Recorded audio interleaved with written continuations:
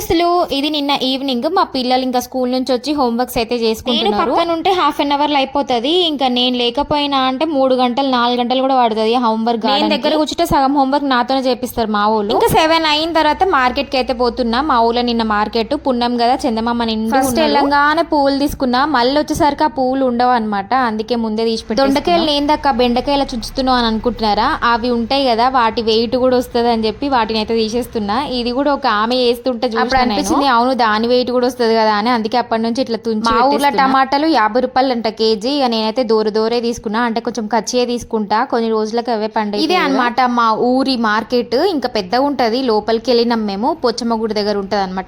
Tripod నేను మీషోలో 170 ఏమో తీసుకున్నా. ఇక్కడ 250 అడిగిన రేటు, ఆయన ఇంకా తక్కువ చేస్తా అన్నాడు, వద్దు అని చెప్పేసి వచ్చేసిన. ఇంకా క్యారెట్ కూడా ఇంకా మార్కెట్ అంతా అయిపోయిన తర్వాత ఇంటికి వచ్చేసి ఇంకా కొన్ని బియ్యం అయితే చిన్న కూరగాయలని ఇంకా ఫ్రిడ్జ్ లో అయితే పెడుతున్నా. టమాటాలు, క్యారెట్, ఆలు ఇవన్నీ నేను బయటనే పెడతా. పాలకూర, బెండకాయ, దొండకాయ ఇవన్నీ ఉంటాయి, అవి ఫ్రిడ్జ్ లో. మా ఫ్రిడ్జ్ లో అయితే ఏముండే, అన్ని ఖాళీ ఉంటాయి. నేను కూరగాయలు ఒక్కటే పెడతా.